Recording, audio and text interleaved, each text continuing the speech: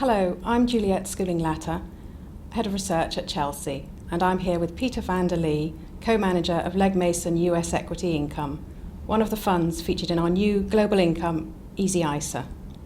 So, Peter, what do you look for in a company before you invest? There's a number of things that I look for before I invest in a company. I like my companies to be dominant in their industry, meaning they're industry leaders.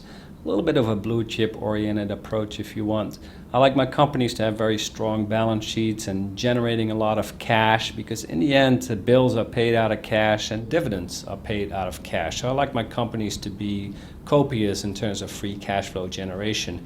And I like the valuations to be reasonable, meaning I'm not going to have to spend too much to own the company through the shares of a stock. So there's a number of variables that I look for, but those are some of the key ones. And what are your thoughts on the US market at the moment and the outlook for 2013?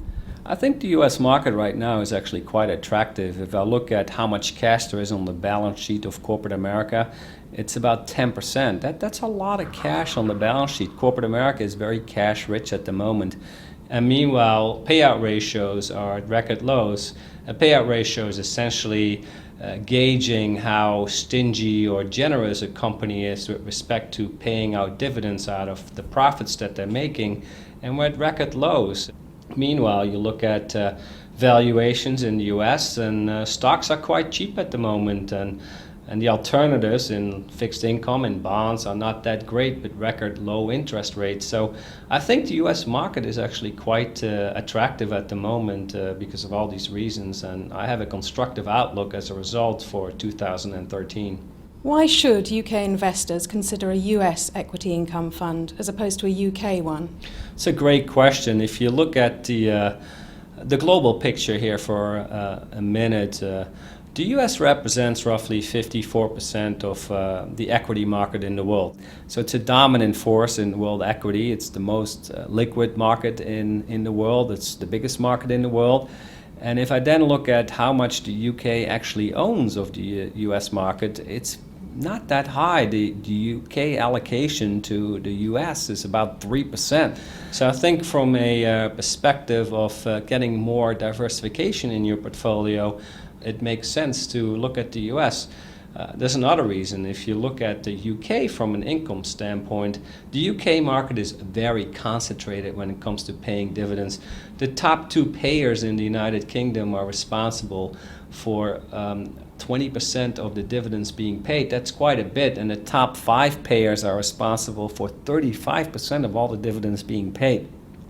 That's tremendous concentration, and that means it's hard to really diversify your portfolio significantly in the UK. And I think that's another reason perhaps to look at the US for that diversification. Was the US election result good or bad for US dividends? And are there any particular sectors that are better or worse off? Well, certainly the U.S. election was a little bit of an unknown as to how it was going to end up. That uncertainty obviously is behind us. We know the lay of the land. The Obama administration, the Democrats will be in power for at least the next 4 years. So I think at this point the election results are pretty well discounted in the market and are not much of a factor. And what's your view on the fiscal cliff and its impact on US markets? And on dividend payers in particular? Absolutely. The fiscal cliff is talked about a lot for the right reasons, because we do need a resolution. And I think the fiscal cliff, what it's doing at the moment, it's holding things back. But if you peel the onion on the fiscal cliff, there are really four components to it. The first component of the fiscal cliff is a payroll tax cut that's currently in place of 2%, and it's likely that that is going to lapse, and that payroll tax cut, which was temporary, will cease to exist at the end of the year. And I think both parties kind of agree on that.